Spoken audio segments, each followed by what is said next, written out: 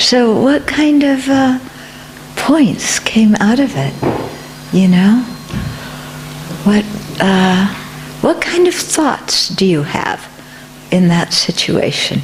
Who or what is the topic of the thoughts? And what kind of thoughts? I think it depends on the situation, you know. We had each in sort of a scenario, and each had different thoughts. Mm-hmm. So I think it depends on... Yeah. But was there a pattern to the thoughts? I think there were, similar emotions coming up all the time. Yeah. The thoughts were all about the other person, right? Why is he or she doing it? Yes, exactly. Yes, the thoughts are not about us. The thoughts are about them. And why are they doing this? And why aren't they doing that? And why won't they pay attention to what I'm saying? And why are they being so pig-headed? Yeah, some kind of that. Yeah, some pattern. Yeah, if only they would. Da da da da da da da. Yeah, I don't understand why they're not. D d d d d d d. And then what are we feeling? What kind of emotions do we have? The thoughts are about them. What are the emotions about? What I'm feeling. What kind of emotions do you have? Huh? Resentment. Resentment, yeah. Low-level agitation. Low-level agitation. Sometimes high-level agitation. Worry. Guilt. Frustration. Concern. Anger. Fear. Fear. Yeah. Blame. Are those emotions kind of pleasant ones? No. So as soon as we have unpleasant emotions, that's a sure indicator that afflictions are present. Pleasant emotions aren't necessarily indicative of no afflictions, but, uncomfortable emotions, negative emotions, disturbing emotions, are always indicative of mental afflictions. Okay, so what is preventing you from having equanimity in that situation? Allowing the other person to live their life, having respect for that. No, what is preventing you from allowing them to live their life and respecting them? Feeling that in a world where we all seem to be walking past each other a bit, and people commit suicide and everybody thinks, oh, we didn't know if there's anything wrong. Mm-hmm. Not pulling back too much and not getting involved, not showing the person that you're concerned about. Okay, so not being, in some situations, it's not showing the person that we're concerned about them. The pulling back in fear of interfering, the consequence of that being something the person so it's kind of fear, you're saying, like we don't show our concern because maybe they won't like it, so we pull back, but then we worry about what's going to happen if we pull back. Yeah. Maybe a feeling of loss, that you're not close to that person anymore, or yeah. trusting you to seek their advice or that sort of thing. Yeah, so there's a feeling of loss. And that feeling of loss can prevent us from having equanimity because there's some attachment to what the relationship used to be. And we would kind of like to have it the way it used to be. Yeah?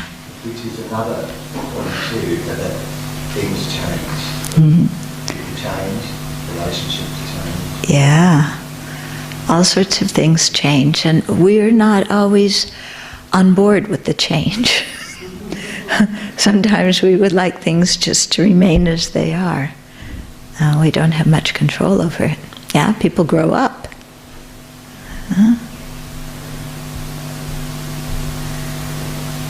What else prevents you from having equanimity?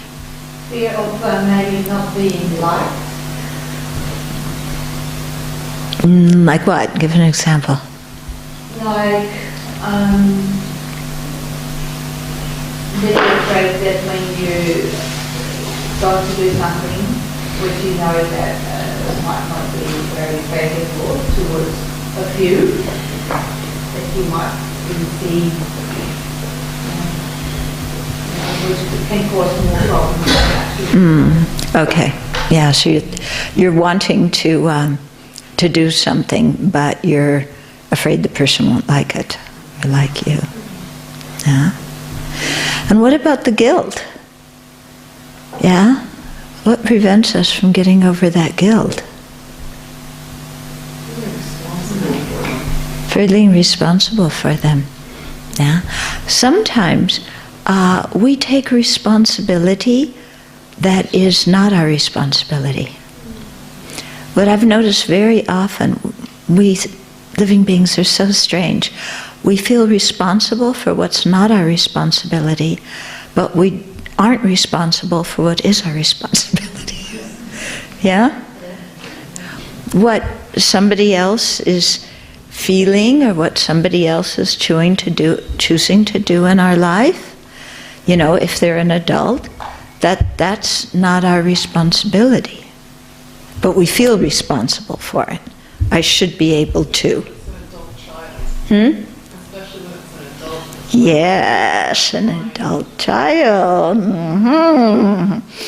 Yes, I'm still responsible for them even when they're 40. Yeah, I should be able to manage their lives for them.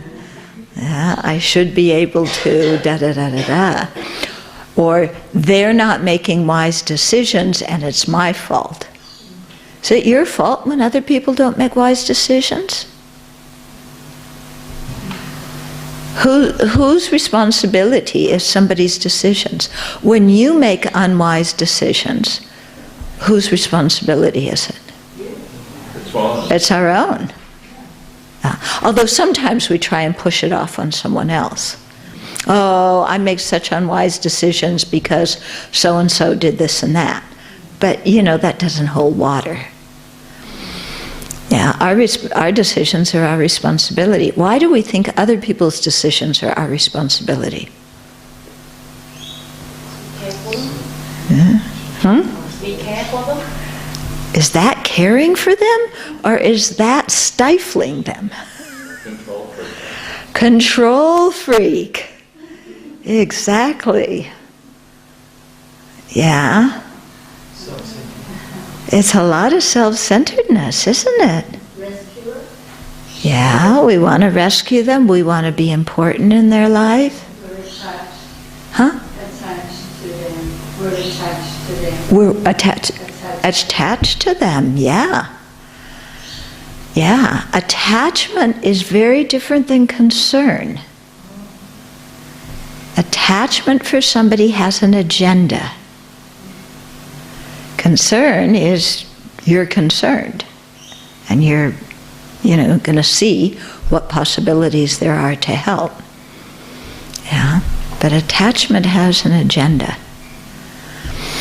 So what are you really needing in those kinds of situations?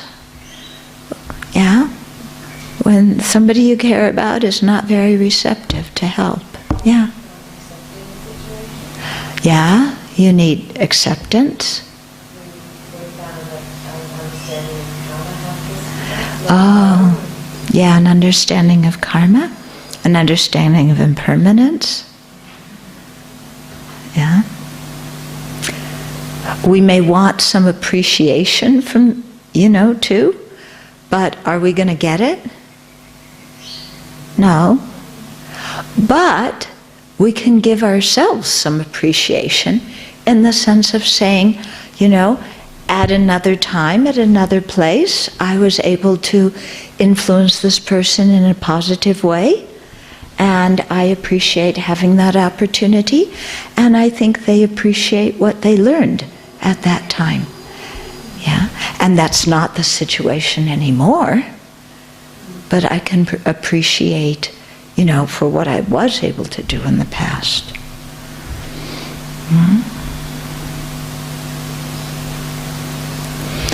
What other ideas do you have for kind of how to bring the mind to equanimity?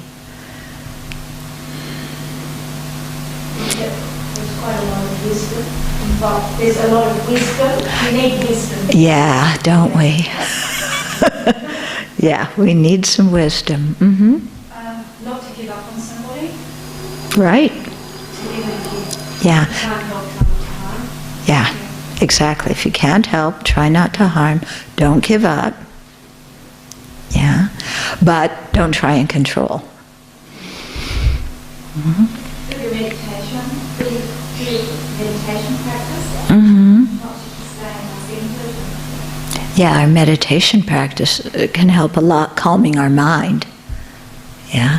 And maybe focusing on some positive emotions and so forth.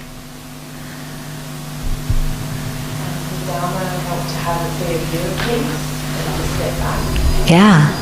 I mean, that's the whole thing of wisdom, of, understanding impermanence, understanding of karma, understanding that we can't control things. Yeah. Acceptance of a situation, acceptance even, acceptance that we can't control, acceptance that the other person may experience pain at the end of the day. Yeah? And there's not much we can do about it. Or acceptance that the other person has to learn for themselves. An acknowledgement of their right to do that.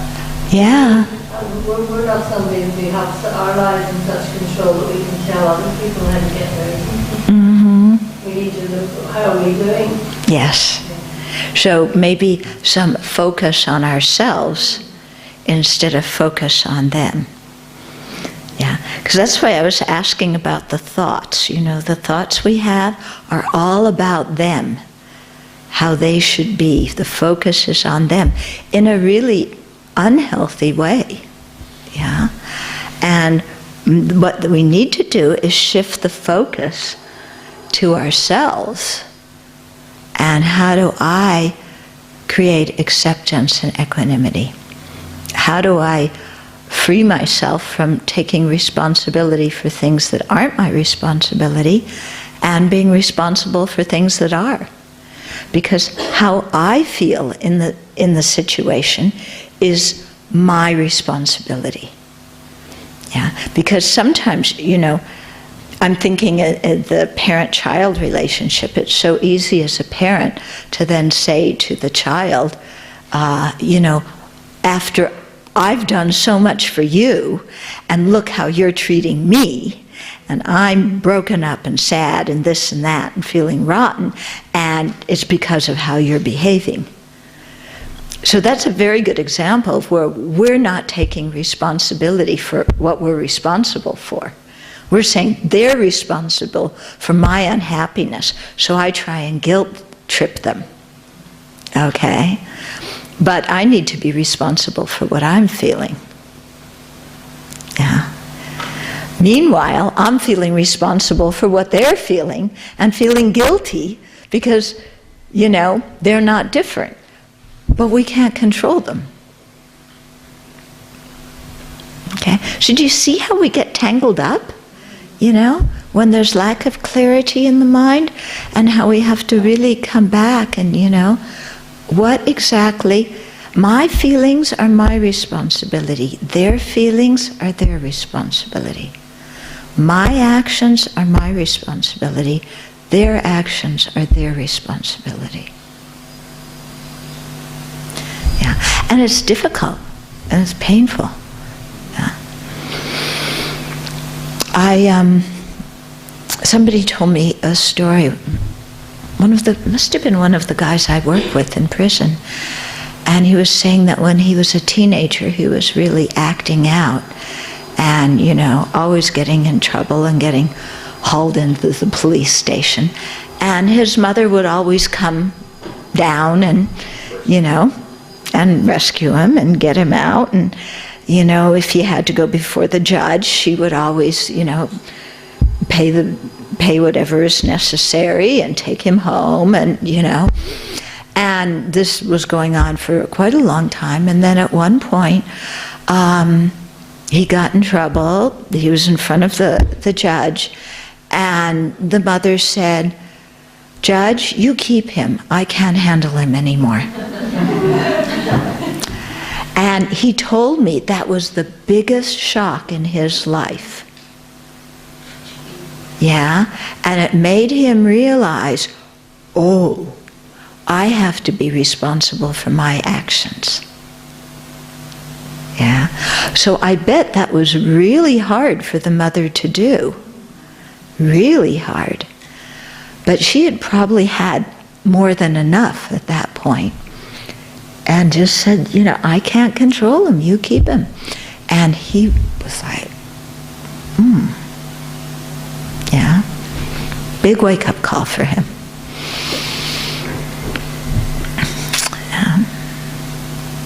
Anything more on that topic? Okay. I'll just do a few questions and then we'll go into the text again. So how can Buddhist practice benefit a person with a mental health condition? For example, bipolar, schizophrenia, personality disorder. Is meditation safe in these situations? I think it depends very much on the particular individual. You know, I don't think I can make a blanket statement about everybody. Yeah, some people find Dharma practice helpful and in those situations, and some people may not be exactly ready for it. Some people find meditation helpful and some people may not. You know, they're finding that mindfulness meditation is very helpful, for example, with obsessive compulsive disorder. Yeah? And so with some kinds of mental health issues, meditation, certain kinds of meditation could be very helpful. But maybe other kinds of meditation are not so helpful. So I think this is something you have to look at on an individual basis and not, I can't make a blanket statement that's going to fit for everybody. But people do need to understand that Dharma is not therapy. Yeah? Dharma practice can be a really helpful adjunct to therapy, but it's not a substitute for it. Okay. Of course, then again, you know, maybe I shouldn't make a general statement, because for some people, maybe Dharma really helps in a way that therapy doesn't. It's all this is quite individual. Okay, why so much emphasis on commitment within romantic partnerships? If impermanence is the true nature of things, then shouldn't a healthy relationship honor this recognition over a false belief in forever? Isn't it possible to commit to a partner while experiencing others in a healthy, communicative way? Oh.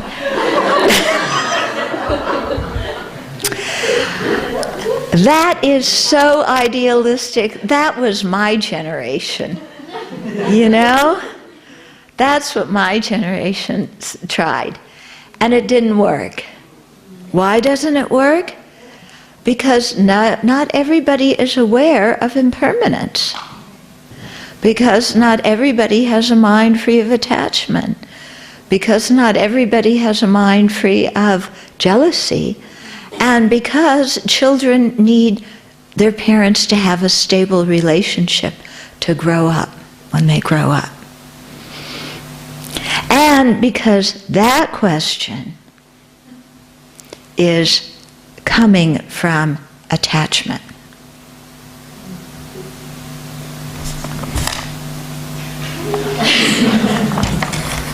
Now that person doesn't like me anymore.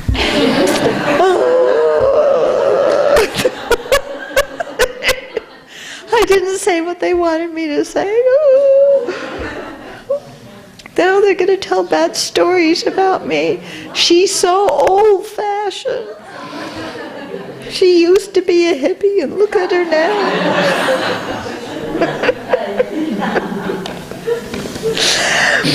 So can you please speak further on how we can meditate on each point in the Wheel of Sharp Weapons?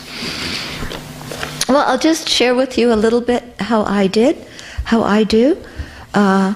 So, I'll sit and think of, well, let's take a stanza, any stanza will do. Where were we?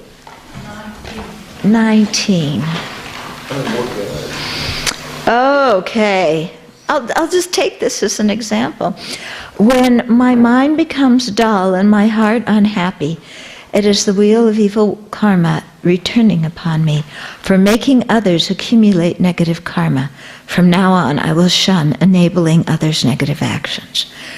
Okay, so how I'll meditate is I'll think of times when my mind is dull and my heart is unhappy. Okay? That happens, doesn't it? It's like you don't feel like doing anything, you're unhappy, you're kind of depressed, you're kind of bored, you wish something nice would happen in your life for once.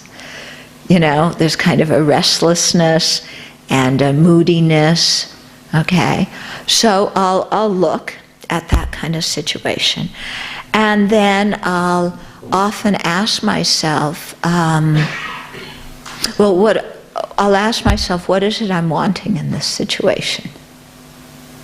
Yeah, why is my mind dull and my heart unhappy? In this present moment, what are the present circumstances? Well, because I feel bored, because I've been doing the same old thing. Well, because actually I'm lazy and I don't feel like doing what I need to do. Well, because I have a lot of attachment and I'd really like something fantastic to happen that's interesting. And I'll look at this kind of stuff going on in my mind and go and ask myself, is any of that really adequate? Is any of that really going to do, stop this kind of unhappy mood and mental dullness? And the answer is no. Yeah, most of it's just coming from plain old attachment. And my attachment isn't getting what it wants. I'm not getting amused. And I want amusement. Okay? So I'll do this kind of thing and I'll see, okay, that mood isn't really coming from a very good place. Maybe I need to change it. Instead of expecting the external environment to change, and by changing the external environment, then, that kind of yucky mood will go away. Okay, so I need to work on my mind. And then I'll think, okay, how come I have this mood and this dullness and unhappiness? Well, because I've made others accumulate negative karma. Okay. It's my responsibility. Yeah, for stuff I've done. So then I'll reflect, well, when have I made other people, get involved in, creating negative actions? And then I'll sit and reflect on it. Yeah, well, one time I really wanted something and I urged my friend to lie so that I could get what I wanted. So I, encourage that person to create the negative karma of lying out of attachment. That wasn't, such a good thing to do to a friend. That wasn't being a very good friend to that person. Yeah, if I help encourage somebody to create negative karma for my benefit, I'm not being a very good friend. So, okay, I have to accept that, regret that. Yeah, regret that I did it. Thinking about different situations where I've caused other people to create negative karma. Sometimes by my encouraging them to do something negative. Sometimes by my acting in a certain way to them that pushes their buttons. And I know it's going to push their buttons, and I know they're going to act negatively, and but I don't really care because I want to retaliate, or I want to do this or that or the other thing. And so I'll really think about those situations where I did that and generate a feeling of regret and think, that is not the kind of friend I want to be to other people. Yeah, my own sense of personal integrity, my own sense of consideration for other people. I want to be the kind of person that rejoices in others' goodness, that encourages and inspires them to do something worthwhile. I don't want to be the kind of person that drags somebody else into negativity. Yeah. So what do I have to do to become that, to not be the kind of person that drags others into negativity, and to become the kind of person that inspires people to really actualize their potential? So what do I need to do in order to become like that? Well, number one, I need to be aware of how my actions affect other people and get a handle on my selfishness so that I don't ask people to do negative actions so that I benefit from it. Yeah. Second, I need to stop, find a way maybe to stop dumping my anger on somebody else, thereby inciting their anger. Yeah. So this is some work that I need to do. Yeah. As soon as I think like that, there's no more boredom. Yeah, I very firmly believe that when you really are engaged in Dharma practice, you're not bored, because there's always something to do. Yeah? And you realize, oh, this is important stuff to do. And instead of I'm bored, world should entertain me, it's like, oh, there's some important things that I need to do as my contribution to the world, and my contribution to make my own life happier and to make other people's lives happier. And so then I get involved in doing what I need to do to change my own mind, so I don't encourage them to have, to do negative actions.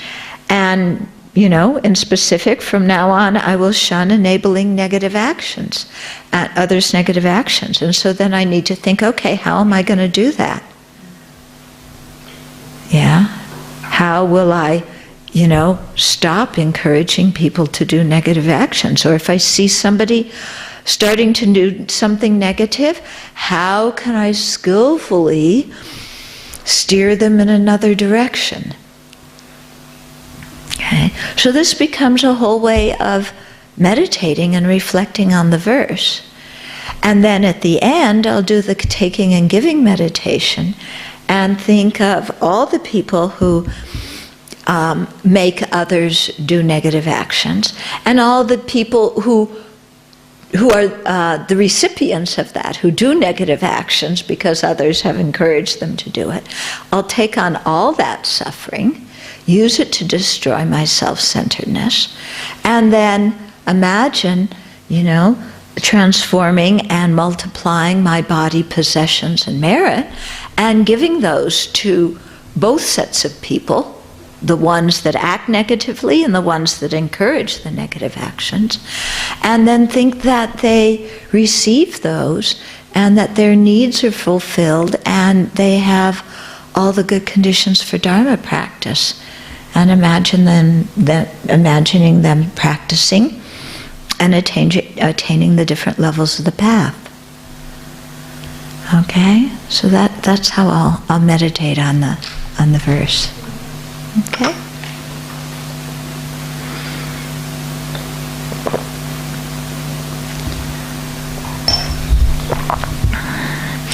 So you got to make these things real personal. Yeah?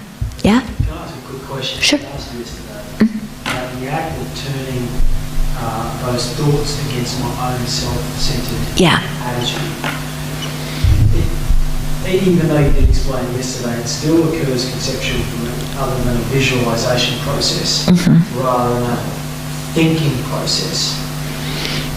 If that makes sense. Well, it's a visualization and it's a thought process. It's both of them. Yeah.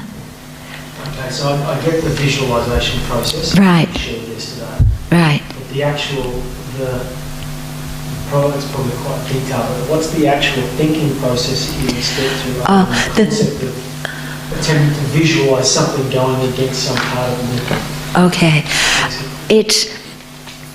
The one thing that's so important in this that I really can't emphasize too much is we are not our self-centered thought. Yeah. So one of the things that's essential to doing this meditation is really reflecting on the disadvantages of the self-centered thought, so that it's very clear in our mind what the disadvantages are. And so, for example, we'll look and, every negative action I've created basically has been created under the influence of the self-centered thought. Hasn't it? Yeah? All the things in the past that I've done that I don't feel good about having done were done under the influence of this selfish thought. Yeah? All my supersensitivity to what other people think about me, self-centered thought. All this massive confusion in my mind, yeah, because I'm just thinking about myself and my own benefit. Yeah. My lack of Dharma progress, because I've been distracted by pleasure that the self-centered thought wants. And so I'll go through and really think, like, hey, I want to be happy. And this self-centered mind is a super big interference to me being happy and to me being the kind of person I want to be. And so having that so clear in the mind, so instead of, well, I'm saying selfishness is bad, but actually I'm protecting it. Yeah? Because I'll just want to look like I'm not selfish, but actually, not like that. But to really see, boy, that attitude, that view on the world has to go.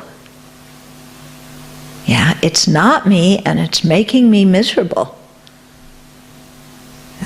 So then, when you have that strong in your mind, then with compassion, you can imagine taking others' suffering and you give all that suffering to that self-centered thought. So you can take it in, you imagine others' suffering coming and the lightning bolt and it smashing that self-centered thought, and then you imagine what it would be like to not be so self-preoccupied. And all of a sudden, boy, there's this incredible space in your heart.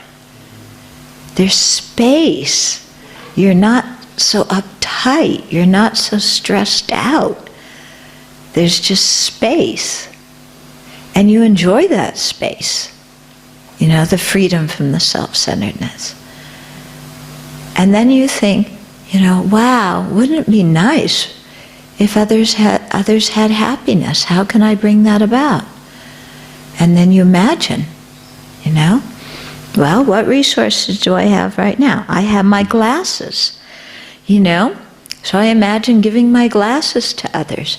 But not just giving my glasses to everybody who needs glasses, but, can I transform my glasses into, wisdom and give others wisdom? Can I transform my glasses into garbage cans and give garbage cans to people who need garbage cans? Yeah? And then can I transform my body and, imagining becoming what other people need? The people who need medical attention, I become the person who can give that. The people who need a babysitter, I become a babysitter. Yeah? Okay? And then you really imagine those people being happy and contented and fulfilled. Okay, should we do another verse? When I fail in my endeavors and feel deeply disturbed, it is the wheel of evil karma returning upon me for obstructing the work of sublime ones. From now on, I will relinquish all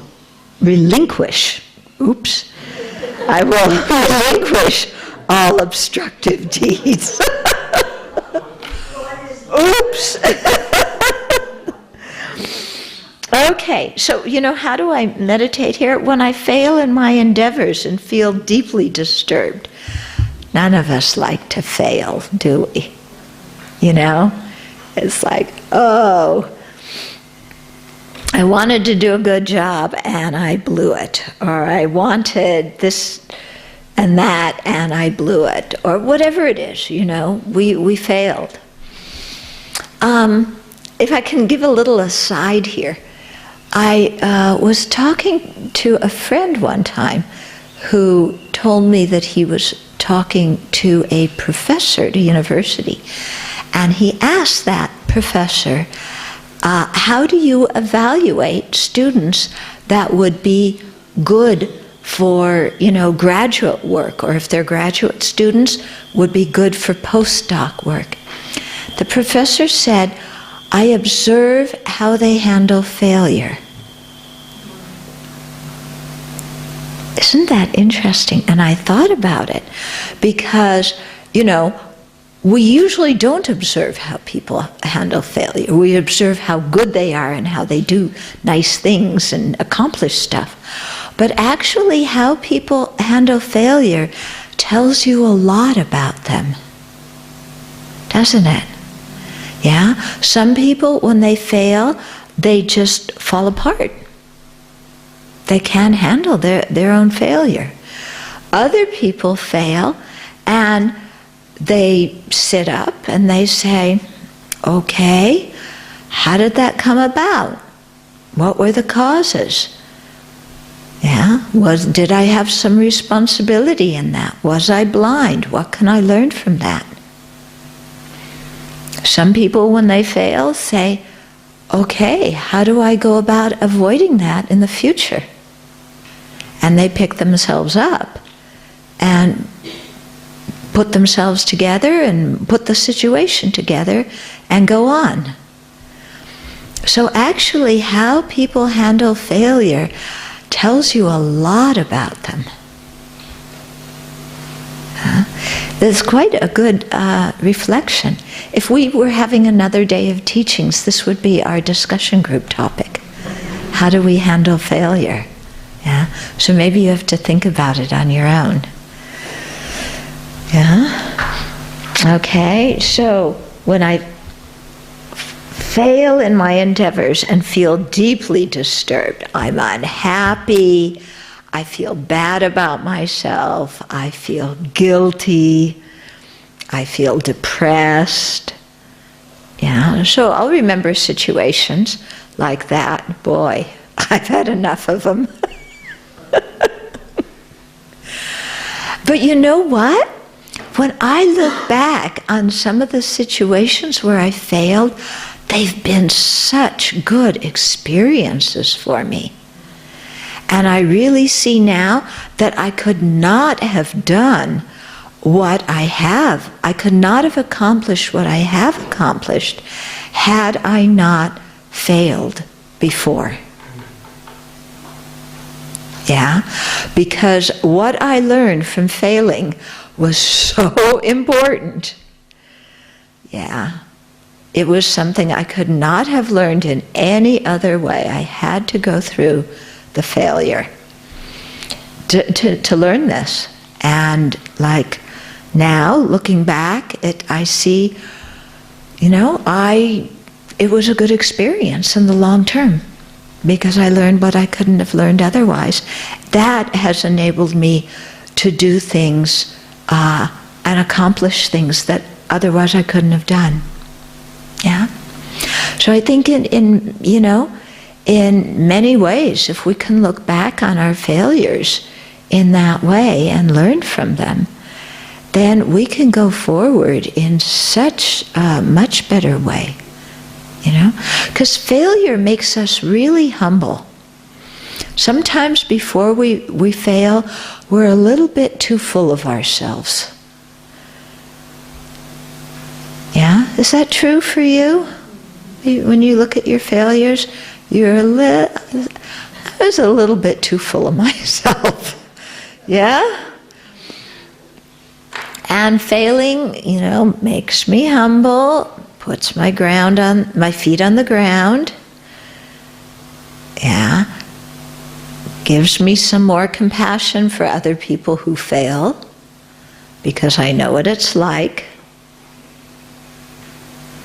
Yeah.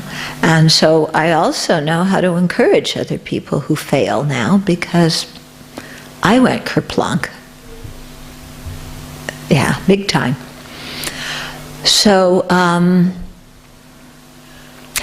yeah, and you know, when I look at the failure, I remember I was, you know, this project I was involved in just went. It turned out very badly, and I saw a friend of mine who I hadn't seen in a while, and she knew about it. And she said, "Oh, you look like a dog with their tail between their legs." I said, "Yeah, that's how I feel, you know." And I forget exactly what she said, but it was something very encouraging. And I realized I don't need to be ashamed for failing. Yeah, that my friend knew. She didn't hate me for it. She didn't lose respect for it. She was actually quite encouraging. And so therefore I could, you know, say, yeah, time to pick myself up, learn from it, and go on. Okay? So I'll think, that was a tangent. But you know, I'll think when I fail in my endeavors and feel deeply disturbed, okay? So remember that kind of situation. And then also, instead of saying, why me, or it's their fault, or if only, you know, I'll say, well, what did I do? Obstructing the work of the sublime ones. So there were other people doing really beneficial work for other sentient beings, and I got in their way. Maybe I was jealous, maybe I was attached, maybe I was angry. I got in their way, I interrupted other people's virtuous actions. Yeah, out of my own afflictions. So from now on, what am I going to do? I'm going to relinquish all those kind of obstructive deeds. And when I see people doing something good, I'm going to encourage them, and I'm going to rejoice, and I'm going to support them, and I'm going to tell other people about the good work they're doing. And then to think of, okay, how can I begin to practice that right now? Who's doing good work that I can encourage, support, let others know about, give a donation to, whatever it is. Yeah? And then train the mind, practice doing the opposite there. Okay? And then do the taking and giving meditation.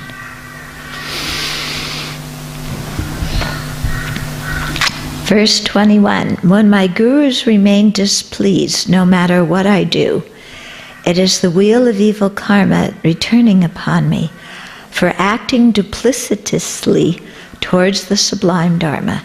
From now on, I will be less duplicitous. What kind of word is that? Long, yeah. Less deceptive, less phony with respect to the Dharma. Okay, so another situation. My spiritual mentors are displeased with me no matter how much I try and be goody two-shoes. Okay. Well, my trying to be goody two-shoes, isn't that a bit duplicitous? Yeah? I'm trying to put on this good image in front of my teachers. I'm such a good practitioner. I'm so kind. I'm so compassionate. I'm not like your other disciples. Look how they're acting. I'm a sweet, wonderful disciple. In Australia, we say that's not being fair dinkum. Pardon? Not being fair dinkum. Fair. Fair dinkum. Not being real. Not being real. Yeah, I'm being super phony, aren't I? I'm doing the exact thing that is the cause of my teachers being unhappy, is I'm being phony. So you can say, something you're not being fair dinkum. You're not being real. Yeah. Yeah, but you see this sometimes, you know. I remember when I was at one Dharma center, you know, when the Lama was there, everybody wanted to cook for the Lama. Everybody wanted to clean, you know, the Lama's cabin. Everybody wanted to do the dishes and make a cup of tea.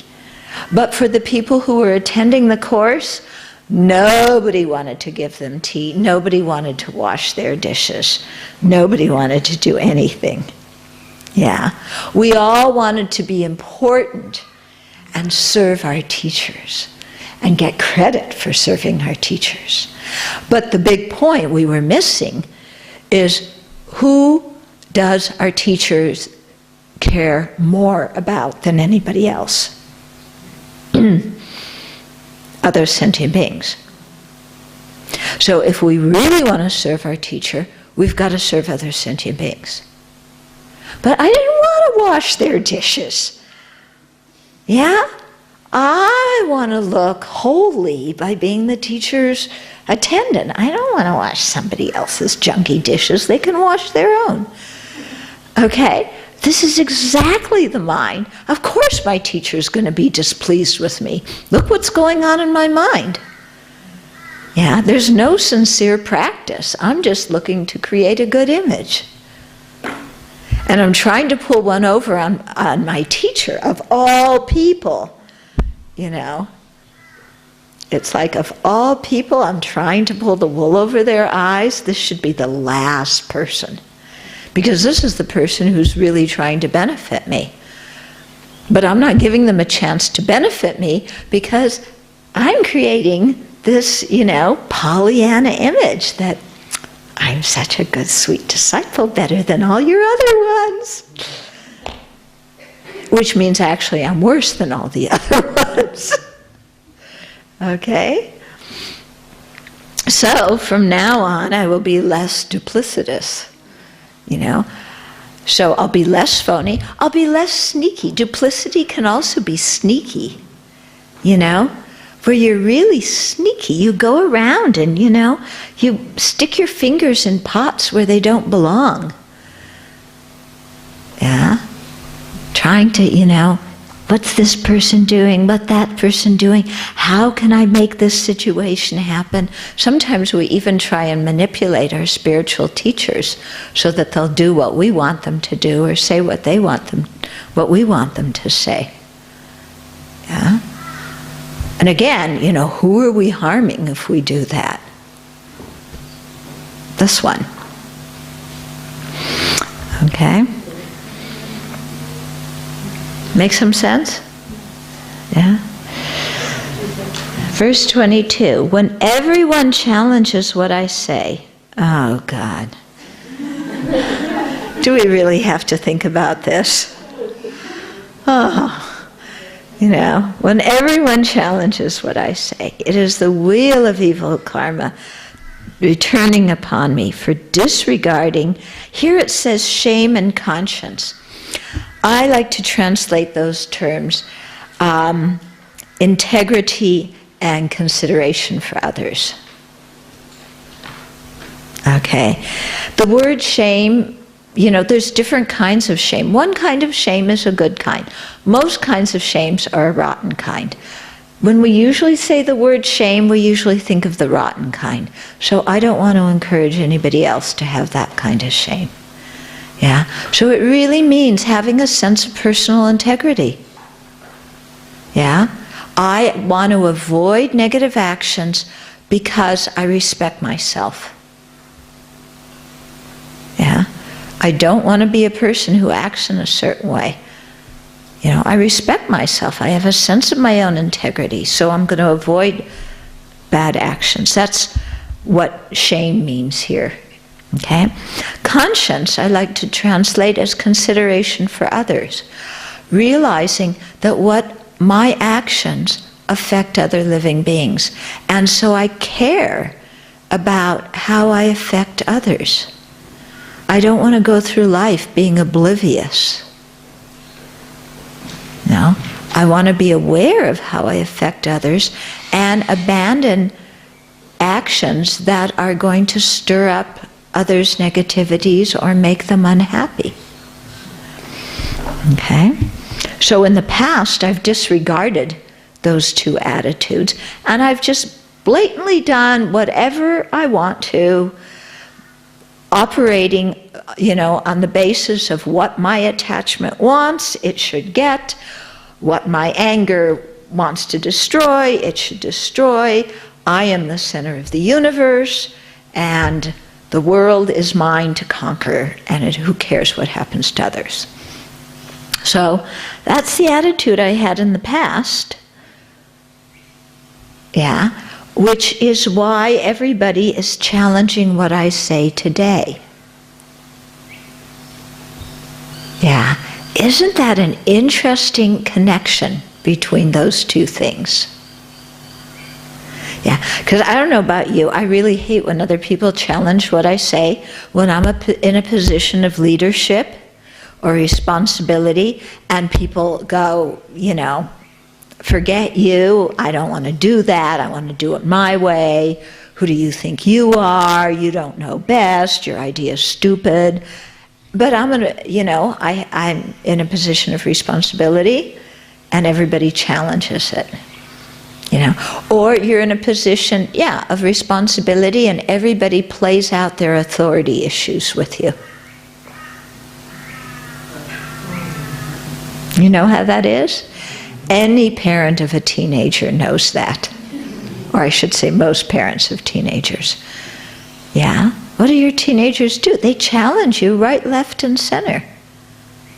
You told me not to lie, Mom, but what you just said to that person isn't true. Actually, you don't have to wait until they're a teenager. They'll tell you that when they're 7 and 8 years old. They'll challenge you. Yeah, you told me not to swear, but what did you just say? You know, how do you spell that?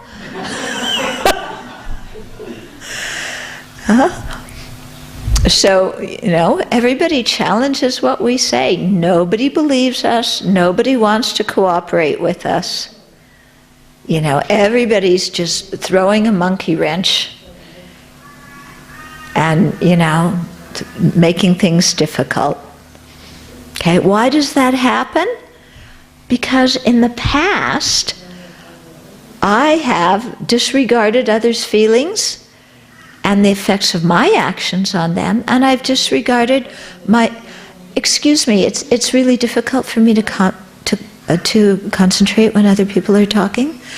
What was my point? See?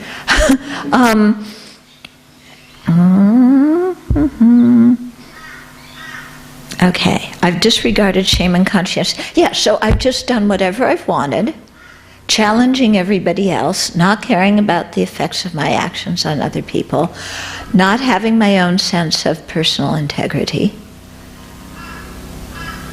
So look how I've acted to others, and that's exactly how they're acting to me. They're challenging everything I say. Yeah, because I didn't care about what I did to them. So, okay, I created that cause. I need to endure the result. And if I don't like that result, I need to stop creating that cause. So basically, I need to stop being so obnoxious. Who, me, obnoxious? Yes, me, obnoxious. I need to stop it. Sorry for interrupting you there. We were just questioning, I was just questioning that, where would that fit when someone would say a whistleblower that was raising an injustice? The people around the dominant ideology of some kind were obviously not happy with what they were hearing. Right. It's only troublesome to them because they don't want to hear what someone is perceived true. Right, yeah. So Yeah, so that situation would be here too. I'm blowing the whistle because I want to do something beneficial. And everybody's saying, how dare you do that? Yeah, so why am I facing that kind of resistance?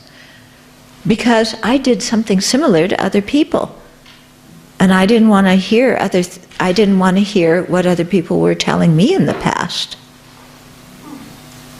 Yeah, so I acted without consideration for them and without my own sense of personal integrity in the past. So that's exactly what these people are doing right now. Yeah? So, what do I need to do if I'm going to learn from this situation? From now on, I will refrain from troubling behavior. Okay? I will stop being such a jerk. Yeah? I will stop being so obnoxious. I will really try and, get my values and principles clear and then live according to them.